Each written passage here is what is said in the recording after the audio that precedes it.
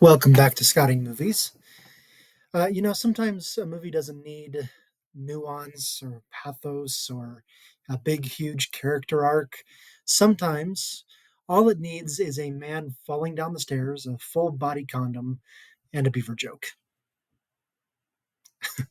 We're talking about a movie called The Naked Gun from the Files of Police Squad.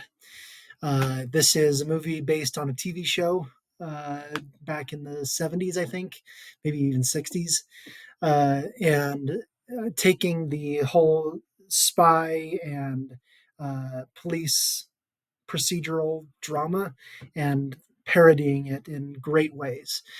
It's an all out turbocharged gag machine.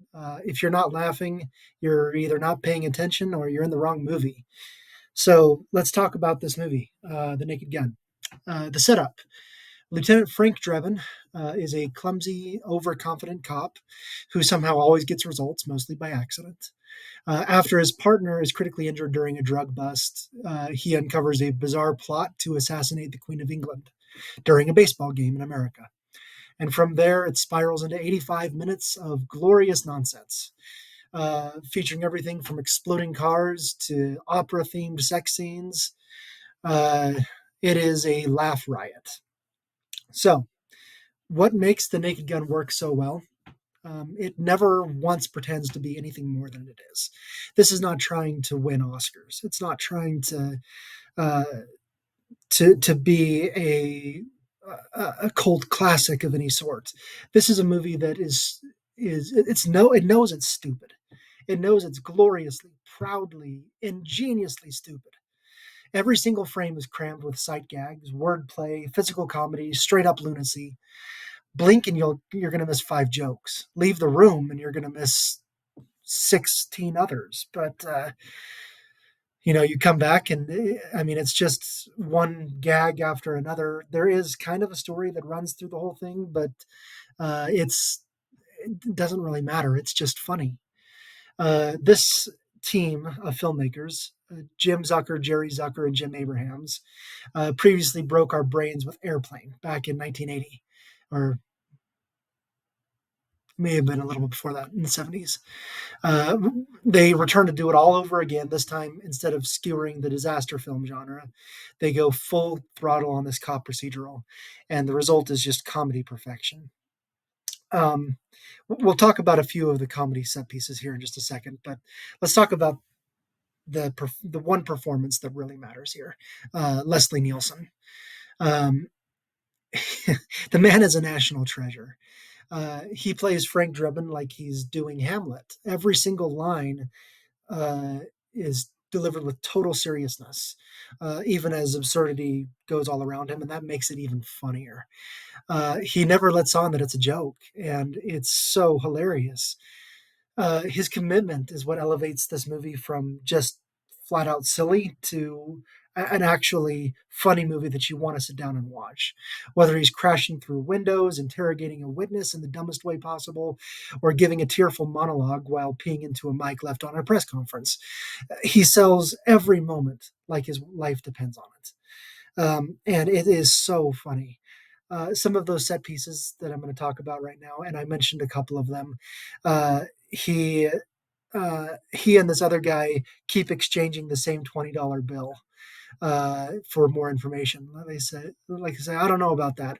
Well, what about a 20? Will this open your mouth? And says, oh, sure. And then he tells him about it. And then the other guy doesn't want to, and then Lieutenant Frank Drebin doesn't want to give up some information, so the other guy gives the 20 back. Uh, and so it's just hilarious that they're passing this one $20 bill back and forth. And then one of the best set pieces there is when he's put on a mic to deliver a press conference, and then when he sits down, he forgets to turn it off, goes to the bathroom, and urinates in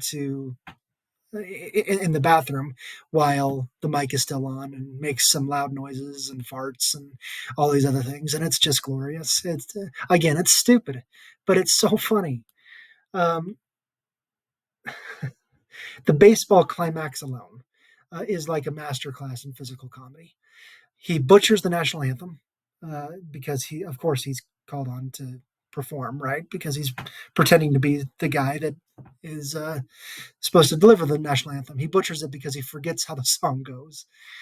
He sneaks into the umpire's gear. He calls pitches like he's auditioning for So You Think You Can Dance. It just keeps escalating until the entire stadium is living in his world of chaos. There are romantic montages as well with Priscilla Presley's character, completely straight faced scenes of ridiculousness, like the now iconic full body condom, uh, or the world's weirdest museum date. Priscilla Presley, by the way, is pretty hilarious as well. She totally gets the tone. She plays off Leslie Nielsen like a pro. O.J. Simpson is in the movie, which is kind of weird post 1994 watching him in a movie like this. But here's the thing: in this movie, he kind of plays a glorified test dummy. His character exists to get shot, thrown down the stairs, smashed indoors, electrocuted, launched off hospital beds. It's slapstick, obviously, and his character is always at the wrong end of it. Because OJ is playing the character, we don't mind it. He's playing a punching bag, so that's okay. Joke is always on him. Unlike a lot of other comedies that run out of steam or lean too hard on the plot, The Naked Gun keeps the pedal down. From the first second to the last, it never lets up on its comedy. It doesn't care about logic. It doesn't care about character development or realism. It cares about one single thing: to be funny. Because of that laser focus and the sheer density of jokes, which, like I've said, if you leave the room, you're going to miss 15 or 16 of them. It's rewatchable forever. You're going to find new jokes every single time you watch it. This is the gold standard of parody. The Zucker and Abrahams team and Mel Brooks are the two best in ever to do parody. And you can debate all day which one is better. It doesn't really matter. They're both hilarious. They're both funny. Um, Airplane came first, but The Naked Gun took it further by building a whole world around its lead character. There were sequels. There was another TV series, and there's other TV series that built off of it. Brooklyn Nine-Nine, for example. Even some of the better SNL skits borrow and owe a huge debt to the rhythm and the tone established during The Naked Gun. The sequels are funny, but this is the original. It's the best one. It's the classic. So wrapping up The Naked Gun, it is a hilarious romp. If you're going into this movie expecting to find really well drawn characters or logic that follows a plot all the way through, I don't know what you signed up for. This is not the movie for you. If you want to watch a brainless but absolutely 100% hilarious movie, just laugh your way through 90 minutes of nonsense, this is your movie. I understand that that's not everyone's cup of tea. People often don't go to movies or don't want to watch movies that are more based on this kind of ridiculous, absurd tone. I understand that. But for the people that are looking for this is gold standard. This is 10 out of 10 for you. Taking that into consideration, and also understanding that my ratings and my grades are subjective, the rating I'm going to give this movie is an A minus. Again, it's endlessly quotable. It's aggressively funny. It's unapologetically stupid in the smartest possible way. Nielsen turns in one of the best comedic, iconic performances. The film around him is just a playground of madness. It still feels fresh after 35 plus years now. So, what is your favorite gag from The Naked Gun? Have you seen it, or have I convinced you to go see it? Is it the opera sex montage? Is it the Queen tackle?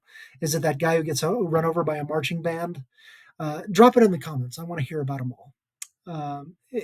So, like, subscribe, ring the notification bell, do all those things. Let me know what I should review next, and let me know what you think about this particular review. Other than that, I will see you next time. Don't forget to check your mic before going to the bathroom. Thanks, everyone.